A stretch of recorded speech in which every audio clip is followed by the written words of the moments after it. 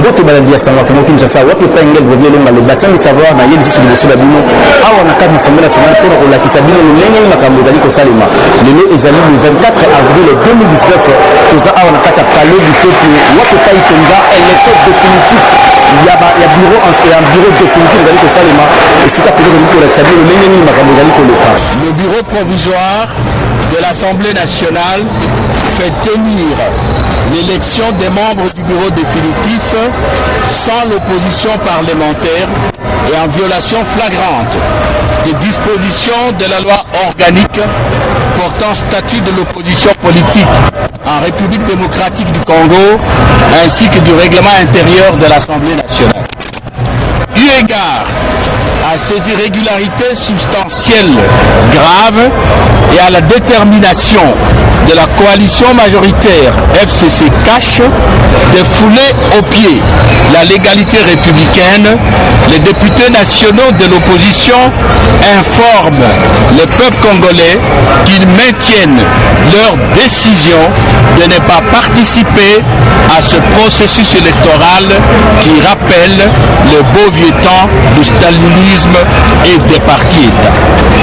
L'opposition parlementaire réaffirme son refus catégorique de servir d'alibi et de cautionner la consécration en République démocratique du Congo d'une démocratie de pacotille que le peuple congolais n'a cessé de combattre même au prix du sang, tout en rassurant le peuple congolais de sa participation active aux travaux parlementaires pour lesquels ils ont été élus.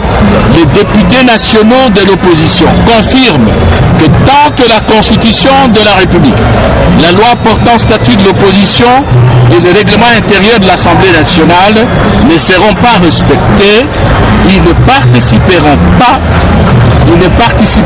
à aucun organe de direction de l'Assemblée nationale ni à ceux de gestion de ces travaux. En effet, dans une démocratie constitutionnelle, on n'a pas juridiquement tort parce qu'on est politiquement minoritaire. La démocratie dans une république n'est pas tant la loi de la majorité que la raison de la majorité. Les députés nationaux réitèrent leur engagement ferme de poursuivre la lutte pour les changements démocratiques dans le cadre de l'opposition institutionnelle et d'assumer totalement leurs responsabilités en vue de la sauvegarde de leurs droits, du triomphe de l'état de droit ainsi que de l'intérêt supérieur de la nation congolaise.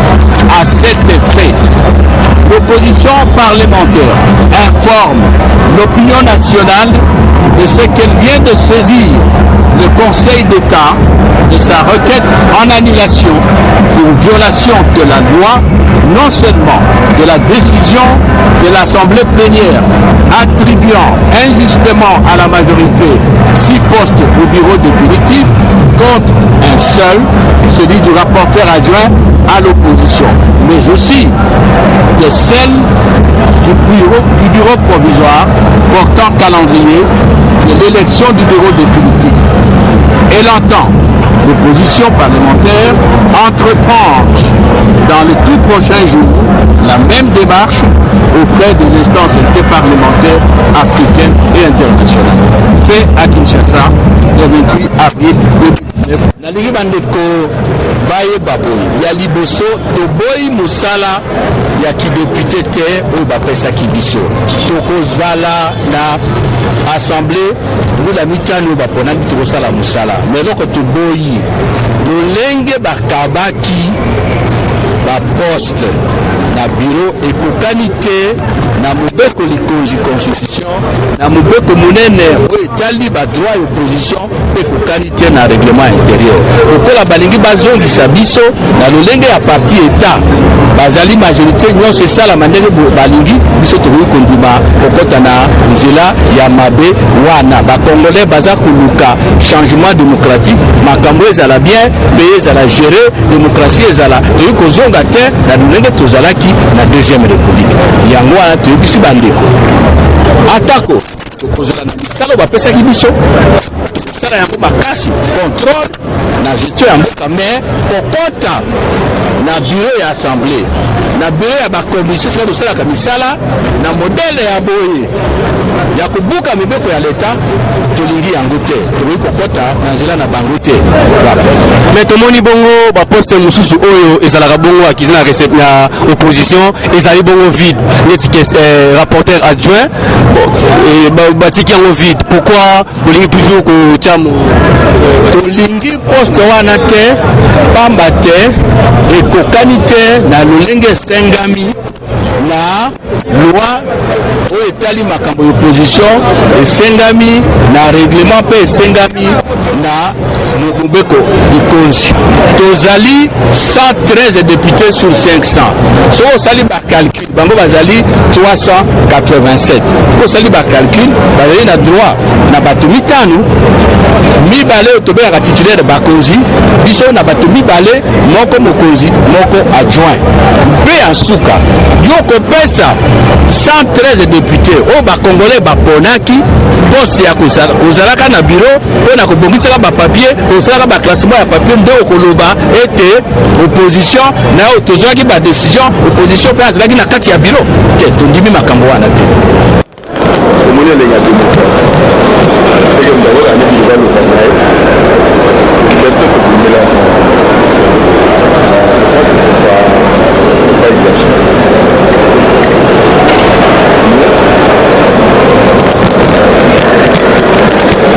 Je crois qu'il ne faut pas exagérer. Je crois que Bandeko au Badumaki, les endroits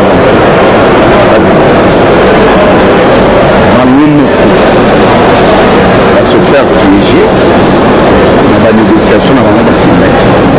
Vous comprenez? Elle est battue très bien. Bandeko ya Beni Boutem n'a eu même dans la d'élection. Pourquoi il y a signé PV de non-conciliation? Parce que maman a les Gamouyaouan a signé PV de non-conciliation. Or, on va pour le paquet avant tout Cabo. Tous les tout à Nanou, dans le groupe à Takuna, vous avez député Boni, et tout le monde a coéquilibré. On a signé PV de non-conciliation. Dans le but de la plénière à Katalika. Vous comprenez? Donc, sur le plan de la forme, je crois que Bazaki est un peu distrait. Bon, mais oui, il fait que la démocratie est dans la réalité. Donc, quand vous avez la plénière avec une majorité à décider autrement, vous voulez qu'on fasse quoi? C'est ça le problème. Ok, bah on se va aller dans le côté. Nous allons la vote binomoko. Et ça, n'a pas de mon avis. Il fallait que le bac va bien gagner. Le va s'annuler. Allez, bah on peut dire que la démocratie. Les liberté en notre binomoko. Les liberté. Ngai, si vous avez des pannes de Nanga, Mogo en tant que Paul Chimini, après ça va vous décider. Nous avons voix dans Ngai Mogo pour servir Nanine du moment où on va signer PV de non-conciliation. Vous comprenez? Non, je ne dis pas qu'ils ont tort dans le fond, mais il fallait un peu plus prudent pour se faire piéger. Ils se sont fait piéger, c'est la démocratie. En dehors à bureau, à cause de la papier et puis il y a des commissions.